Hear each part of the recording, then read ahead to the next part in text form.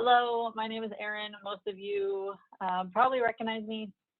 I've been around for about almost 8 years now, and I apologize for the repetitiveness. Our program really has not changed over the last 7 years. So I will go through just a quick intro of what our program is, but then we'll really get into the nitty-gritty on what's happening this year and how our programs can still be provided in this new crazy and wacky environment that we've got going on that we're still trying to figure out.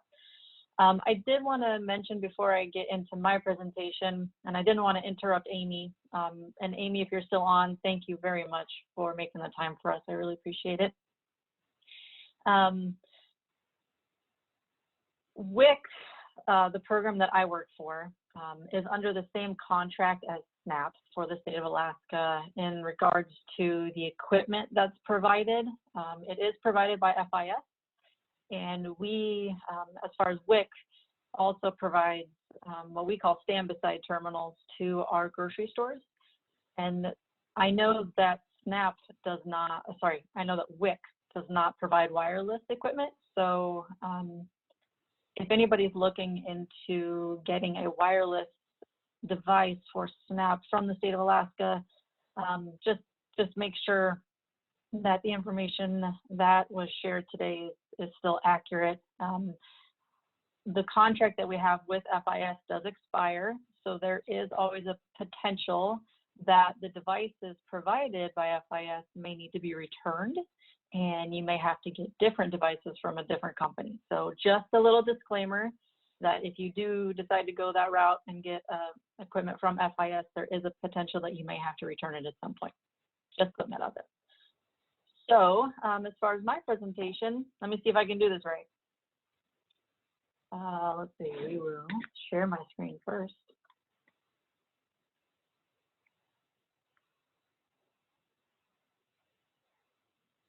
And we will try to go to presenter mode. But you're going to want to switch screens. We can see your prep screen. That's what I thought. Let's try this one. There you go. Okay. Okay, so yes, I'm here to talk about WIC and Senior Farmers Market Nutrition Programs. We are probably one of the smaller programs provided by USDA, but I think we're still very important. So we have two programs that I'm going to be talking about that I kind of oversee both. So we have the WIC side, and then we also have the senior side. Both of the programs are nutrition-based, created by Congress, funded by USDA, brought to you by the lovely Division of Public Assistance, aka me. The WIC Farmers Market serves low-income women, infants, and children. And women either have to be pregnant, postpartum, breastfeeding, and then the children have to be under the age of 5. Now that may change. There's been a push to extend that age out to 6, but as of this year, it's still age of 5. Senior Farmers Market Program serves low-income seniors over the age of 60. Seniors are often on fixed incomes, so a lot of them would qualify as low income. For our farmers who participated last year, every year I like to kind of give a dollar amount to put it into perspective for you. So last year from our WIC program, we paid local Alaska farmers about $114,000 for reimbursement of our coupons. And then the senior program was, we paid out about almost $57,000. The senior reimbursement amount has kind of stayed steady. But the WIC Farmers Market Program did go down last year, and I contribute that to our transition to eWIC. So our WIC program used to issue checks for specific foods, but last year we transitioned to an electronic benefits system where now they have an electronic card, and that was the main focus. Everyone was trying to learn this new system, so less focus was on farmers market last year. So that's why our benefits went down. But this year, unfortunately, I kind of predict another decrease, but for a whole new reason. And I'm sure you all know what that reason is. So to give a little bit more information on how the program works. So the coupons, which are in paper still, are distributed throughout the state in areas that we have authorized farmers. So we could expand to new areas, but that all depends on the farmers that we can authorize. And if it is a new area, we have to get USDA approval to expand.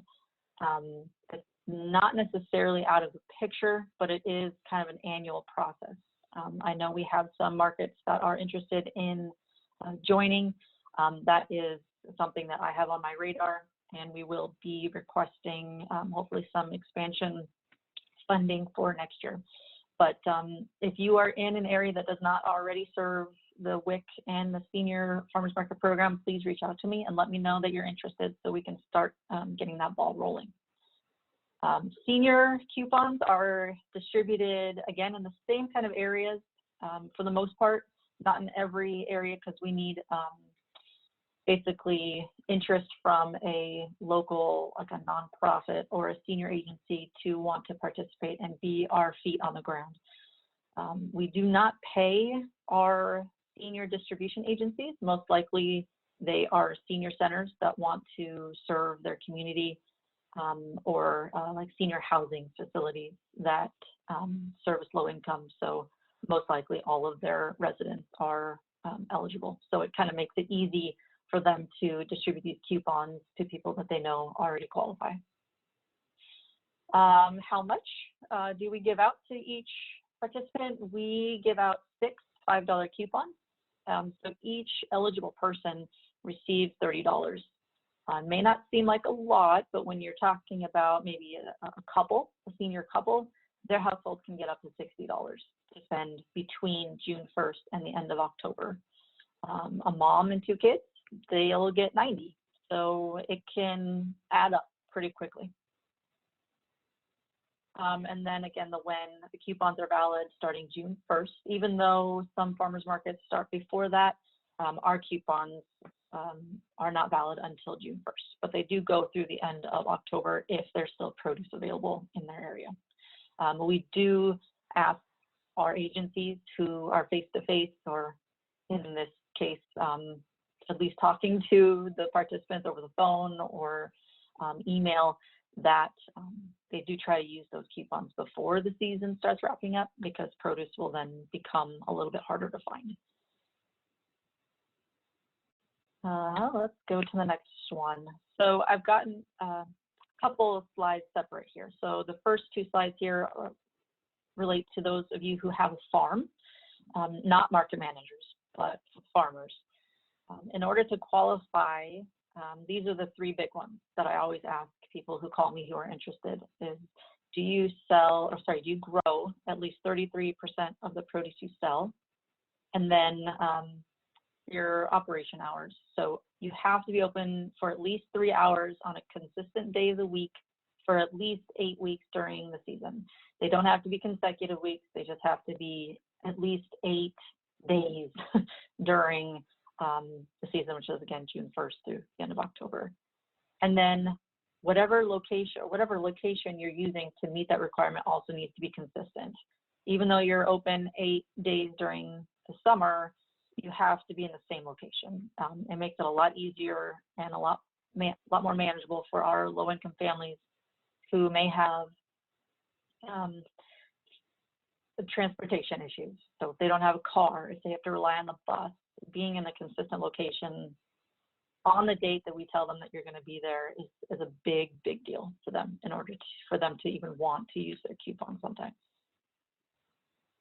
So if you are eligible for that, here are some of the requirements that you're kind of signing up for.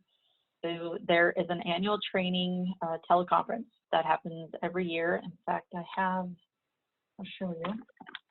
Every year I send out a reminder postcard so that those of you who are authorized can mark it on their calendars. There's always 2 dates. I give you the call-in information. Call usually lasts half an hour. It's really simple, but you do have to participate.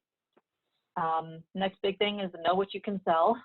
It has to be Alaska grown. That is the purpose of our program, the purpose that Congress created this, is to promote local agriculture.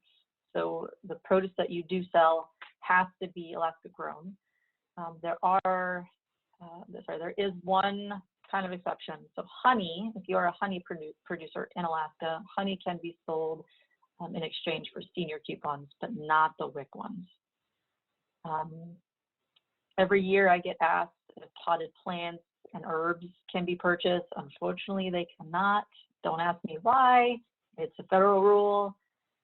And then about 2 years ago, I got asked if they could sell marijuana. No, sorry, not for our coupons at least. Somebody wants to buy it with their own money, that's a whole nother ballgame, but not for our program. Another one is that you accept the responsibility of accepting and processing and depositing the coupons per our requirements. It is a fairly simple program.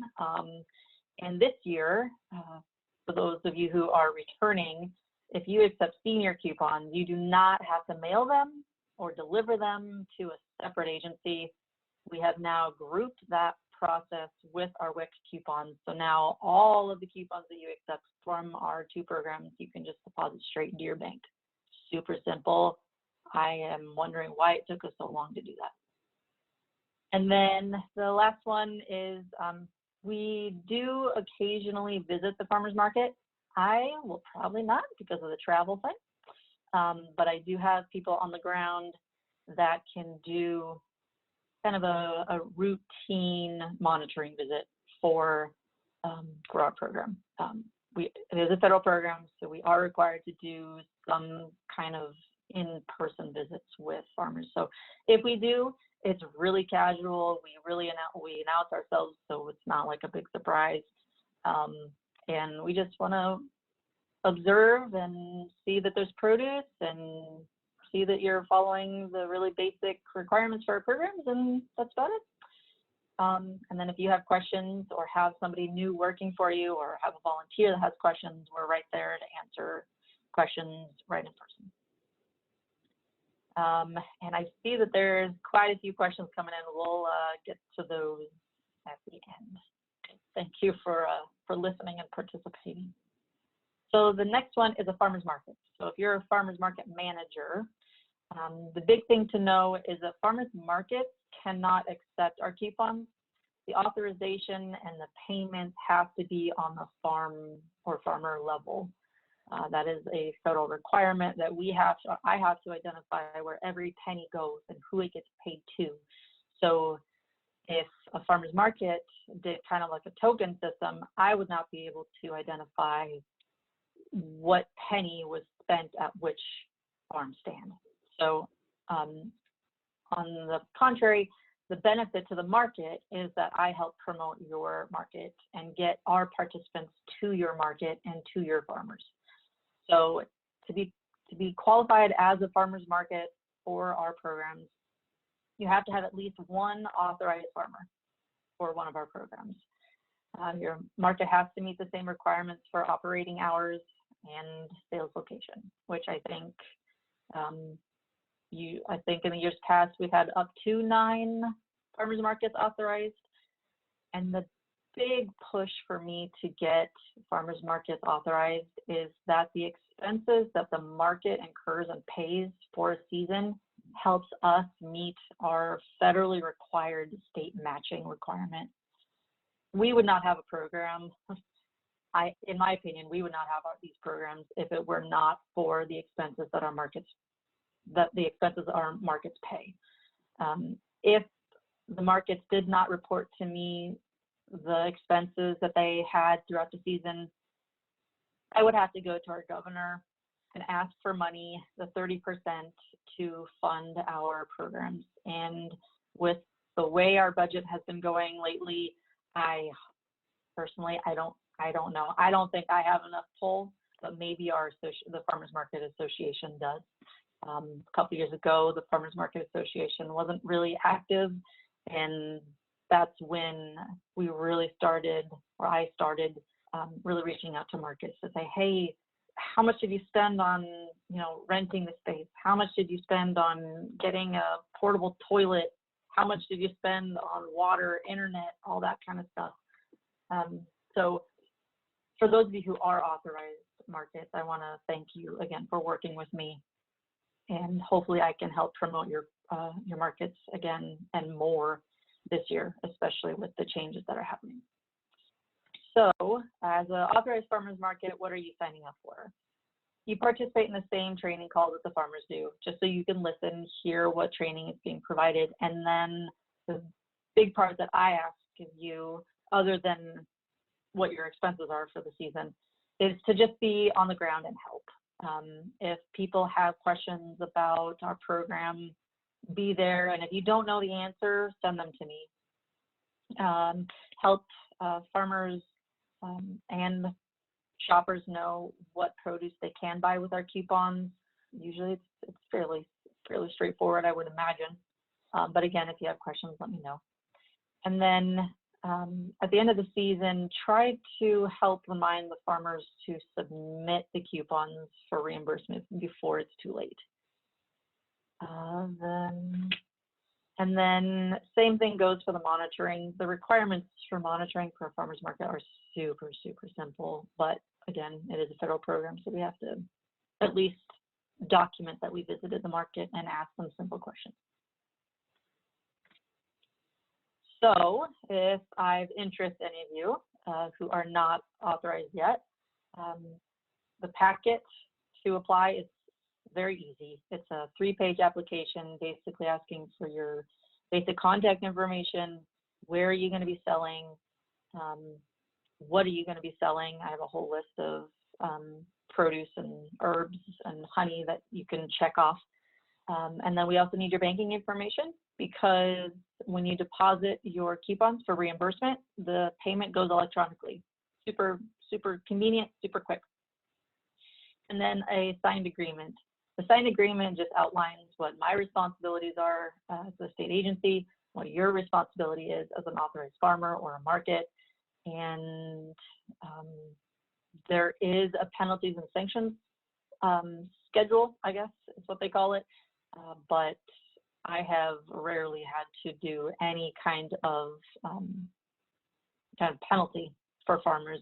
You guys are pretty honest, straightforward people, and our program is fairly simple. Again, we're one of the smallest ones, so we try to make it super easy. If you are on the line and you are a authorized farmer or a market, I just need 2 things from you if you have not already submitted them. It's our annual information update form. I know that farmers sometimes change the locations from one year to the next. Maybe try, like, this farmer's market didn't really prove to be that profitable, so you're going to try a new one if you have that option. So just give me the updated information. I had asked for that information by April 15th, but in light of what's going on, and we're still trying to figure out how produce is going to be sold and if markets are going to be open, I'm just going to extend that deadline out to June 1st. I'm asking for a waiver from a USDA requirement to help give you guys more time to figure out where you're going to go and how you're going to do it. And then there is another one for the agreement. I do need an amendment signed. If I do not get that signed by June 1st and you receive reimbursement for coupons, I have to come and ask for that money back. So the amendment just outlines some very basic changes. The big change was the deposit procedure for the senior coupons, because you're just going to deposit them straight into the bank, not mail them or deliver them to the agencies that we had last year were North Star Council on Aging in Fairbanks and United Way of Matsu. So you don't have to send them coupons anymore. Then we're going to get into some of the logistics. So over the last few years, these are the main 4 reasons that I've been told why people do not use their benefits. Again, this is a public assistance program. We're talking about low-income families, and we're trying to give them free money, basically, to go use at their local farmers market. And there always seems to be people who don't use them or have obstacles. So these are the 4. So first one, transportation. I know in some parts of our state there are like hospitals that provide shuttles. There are local nonprofits that do kind of like grocery runs. So senior agencies will take everyone around town doing errands on like Thursdays or something. So that is really beneficial. If it is on a specific day of the week, then we need to make sure that that is the day that your farmers market is open. And if you are open on that day, I want to tell that agency that they can take people there today. Like, you are open. They have coupons, go send them there. And then we can also ask the agency to distribute coupons on that day. So it helps. It's like front of mind. They have coupons in hand, get them on the bus and go, that kind of thing. Another one is produce availability. There are some places in the state that often run out of produce pretty quickly. So if you're still there and you still got a little bit, just don't pack up so quickly. Just wait. Maybe some of our participants will be by and be very appreciative of what's left. Next one is they're unfamiliar with how to prepare produce. And this is something that we, as a WIC agency and a senior farmers market program, try to educate. We provide nutrition education as a cornerstone of the program. It is a requirement for both programs that we provide nutrition education. So you can help by maybe providing some written instructions on how to clean. The next one is, what do they do with it? So if you have family recipes or recipes that you found online that you'd be willing to just print out and send them off with it, that would go a long way. Then, I know we're getting close on time here. What's my perspective from this new issue with COVID? So as of right now, our coupons are being printed out of house, and the printing is delayed. It's only been delayed maybe a week, maybe 2 weeks. So we will get those out as quickly as possible. The distribution of them from the WIC agencies and the senior agencies may see some delay, but nothing major yet. So the coupons will still be in the hands of people pretty around the normal time that we would normally have them to people, with maybe a week or two delay. Nothing major like we're delaying our season till August. It's nothing like that. We will still get the coupons out to people, whether they pick them up at an office or they get mailed. The senior agencies are kind of a little bit different with the rate of mortality, I guess, among the higher age bracket. Some of our senior distribution agencies are still playing it by ear. Some of them are still closed and are kind of waiting to see when they open up again. I am in constant contact, checking in, seeing how things are going, and I will keep our website up to date for seniors to know when they can go apply and pick up their coupons. But as far as redemption, we are aware that people are a little afraid to go out. Working for WIC and the vendor unit, we are hearing of people refusing to go to the grocery store, or grocery stores are sending them away, or grocery stores are closing down and vastly limiting their hours. So there will likely be a decrease in redemptions. However, with your help, and you can email me directly and let me know what's happening in your area, I would be more than happy to distribute information to our distribution agencies so that they can let their participants and their families know that, hey, farmers market's open. This is what they're doing to keep clean. This is how they're delivering. If you want to order online, they have that option. I don't know if anybody's looking into doing a drive-through. So I would be more than happy to pass on that information for you and help promote people to come visit. Now with the online ordering, I do have to mention that it is still against federal regulation that payment be accepted online for farmers market and senior farmers market. We are still dealing with paper coupons, and we cannot have our participants pay a fee for that service when they're using our coupons. So if you have any questions on that, let me know. I know there's a lot of questions and I've been rambling, so I apologize, but if we have time for questions, I'm more than happy to answer them. We've got, Erin, we have several questions in the chat, and I know at 1:58, Robbie wants to bring everyone back for an announcement. The DEC just put out official protocol for farmers markets, so that's a big deal, but I want to head back up because there are people with some really great questions. Somebody asked about the $30 per season. Is that's accurate? Yep, that's accurate. That is so that's how much the federal government will pay. If the state of Alaska wanted to pitch in money, we could distribute more, but that would be a state of Alaska decision, and that's way above me.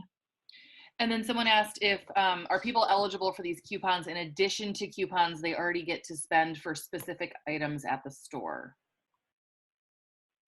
These are in addition. So the checks or the benefits from WIC are separate from the WIC farmers market. So they'll get additional money.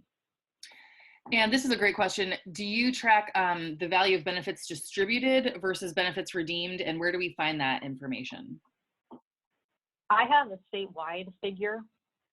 It would take some time in order to narrow it down by a farmer or region, but I do have a statewide number.